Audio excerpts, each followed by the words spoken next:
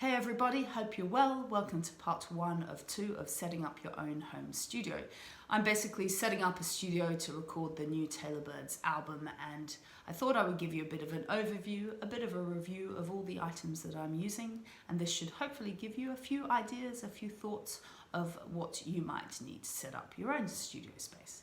So, what you need is number 1, a good audio interface. Number 2, a good microphone. Number 3, a shock mount. Number 4, you need a good set of headphones. And number 5, you need some great audio speakers. And then alongside that, you need 3 items. Number 1, your computer. Number 2, some good recording software such as Logic, Ableton, GarageBand, Pro Tools, Cubase, anything that you use that you like to use, some good recording software that makes sense for you. And then you obviously need your instruments. So here we go. The first thing you'll need is an audio interface, and I decided to go with the Focusrite Clarett 4 pre-USB, and this is it. So I did a bit of research and I decided that I would upgrade from the Motu Microbook that I'd been using, which has 2 inputs, and this Focusrite Clarett 4 pre-USB has 4 and potentially more. I was also recommended it by quite a few people. It's pretty simple, it does what you need it to do, and so yeah, the Clarett 4 pre-USB. So I bought a lot of equipment, but this is the first thing that you get. So I'm going to sort of show you what you get. You get this sort of, cables and a little bit of a book. You get a box, a white box, which probably has a few little sort of cables and power socket things. And then we have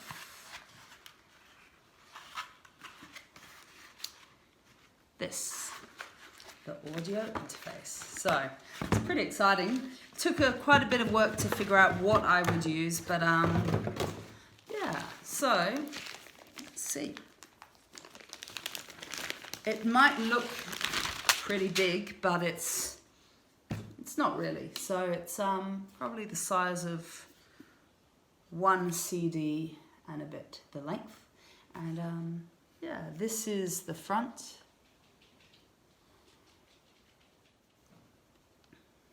And then you have the back. So quite a lot of inputs. You've got 4 inputs, 4 microphone inputs. Apparently the preamps are really good. You have the monitor volume.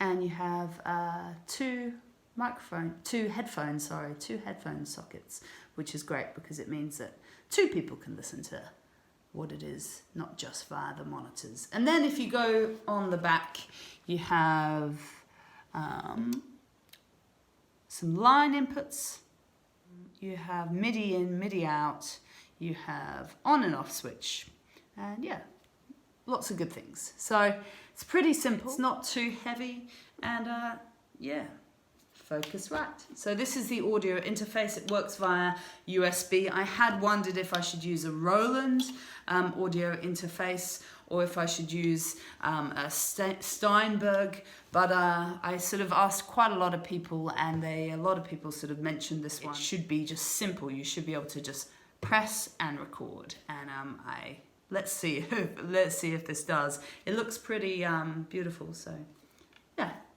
First thing for a studio you need is an audio interface. The other thing that you kind of need is a good microphone. So there's a lot of microphones out there. You can go kind of a bit crazy, kind of searching for what you need. But the best bet is to ask any studio people you know, any recording people, any artists you know, and ask them what they use. And I actually asked my mastering engineer and friend what he thought I should get, because I just needed something simple that would work. And he recommended the Aston microphone Origin. It's not very expensive. It's Let's see what it looks like. So it comes with a little sticker little pin. You also get a bit of a handbook, a bit of a sort of information about the microphone. With a lot of sort of, yeah, you get like quite a lot of packaging, so it sort of comes in this bit of space. So if you order it from a different country, you know it's not going to be damaged, which is great. And here we go. So you have a 10 decibel, 0 decibel that you can switch. And you've got obviously the name. You have 2 spots here. You have the spot for going on your microphone stand, and you have the input which you basically connect your cable to. So instead of everything kind of going around the side, everything is sort of at the bottom, and yeah, you have this great protection. Yeah, it's pretty strong and sturdy, and it will basically last. It's not heavy. It's sort of the size of my hand, even smaller. So let's see if it actually goes on. And look at that. Great, it works. And then you just adjust the height of your microphone stand for however, you know, you need it. Okay, so this is a T.Bone RSM shock mount, and basically what it does is it provides a bit of support around the microphone. So I've never used one of these before. Anything extra helps, and it's pretty light and it's pretty small. So yeah, that will go with the microphone. So what we have is we have the shock mount, and I basically screw this on like this. So you basically have this, which you can see can go up and down, and you know, moves quite easily.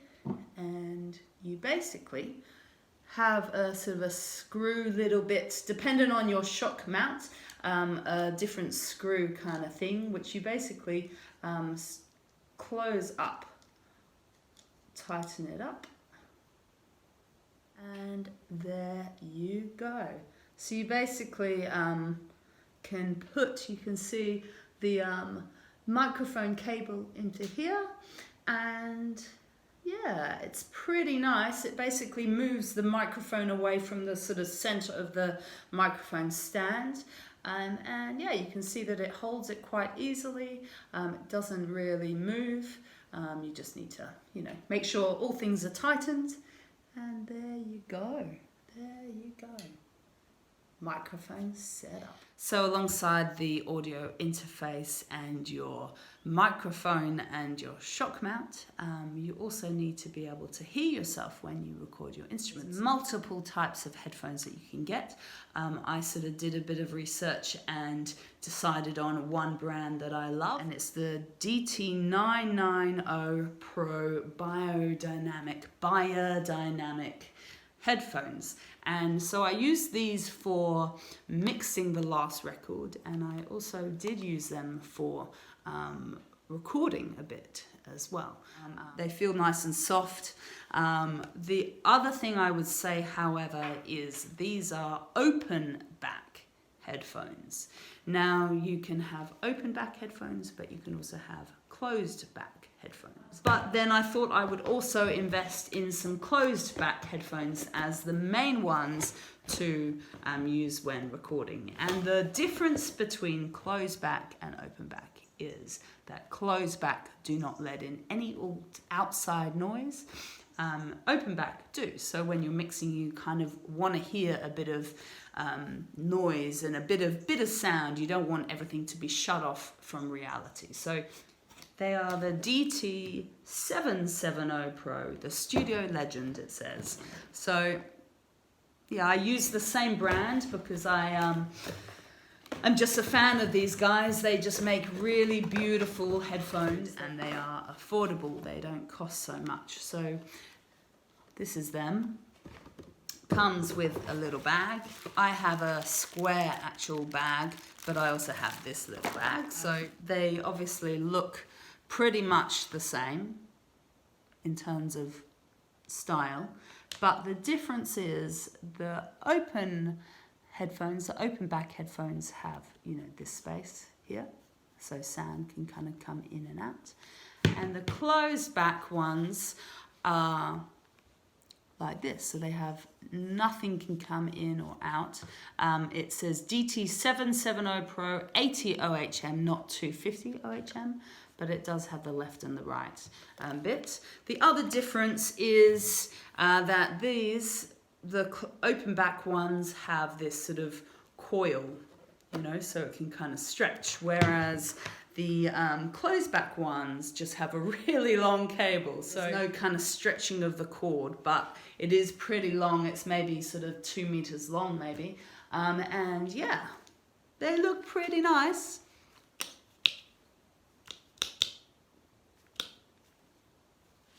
So yeah, closed back, open back. Use closed back more for recording, I would say, and use open back for mixing. But at the end of the day, it's all down to what you prefer, how you feel. I'm not a complete no, I don't know everything about recording. I just do a lot of things by trial and error and feeling what feels good. So you get like a really nice bassy sound, a really nice mid sound, a really nice top end. So it's basically just very full. The other thing is when you're going to be using your headphones, you don't want your ears to be hurting, and if you're going to be listening to music for hours and working on your tracks for hours, which will likely happen, you really want to not be in pain, to put it lightly. The mixing ones that I use, the ones for mixing, which are the open back headphones, they just feel really good. They basically feel soft. The material is soft on your ears, so it's just quite pleasant to wear, and they basically have just a really nice rich sound.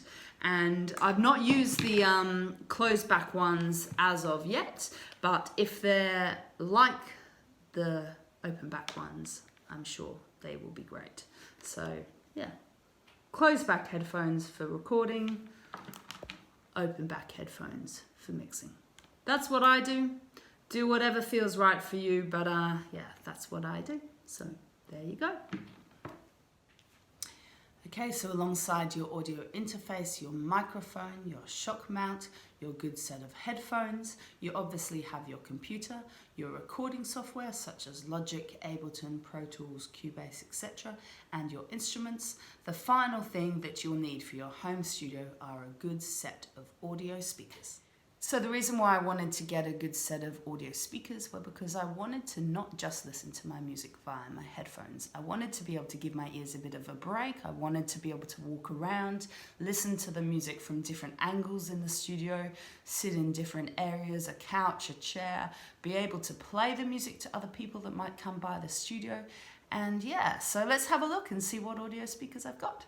I picked up some Yamaha speakers. So I sort of found a few and I went into a shop and tried out playing my music to see what they sounded like. And I came up with, I was originally going to get the Yamaha HS5s, but I compared the HS5s to the HS7s, and the HS7s have a bit more sort of breadth, a bit more space.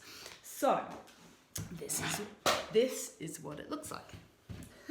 They're about 10 kilos each, the boxes, and yeah, so this is one of them. I've got another box just down there, and let's open these up. Okay, so I unpacked the speakers and they're great. They're nicely protected by some polystyrene, and inside the box you get another box which holds obviously the power cord. As you can see, you can pick these up from the shops in any case if you don't have one. You get a manual, a bit of a manual, which sort of tells you a bit about the whole thing. Then you have the speaker. So it's pretty heavy. It's not that heavy, but yeah, they're pretty heavy. They're pretty sturdy. They are the HS7 Yamaha speakers. So the Yamaha HS series, I figured go with the 7s, not the 5s. The 7 means they're bigger than the 5s. This is the back. So you have volume, keep it on halfway or something. You have the inputs, you have the power, and you have the on-off switch. And so I figured get 2 so that you can kind of hear what you're doing quite nicely. And yeah, maybe you need to have something to hold it at the bottom. Maybe I'll use a bit of the polystyrene. Yeah, I'll show you what it looks like when everything is set up. There we go. Okay folks, so that's pretty much it for sort of a rundown of all the kind of gear that you might need for setting up your own studio.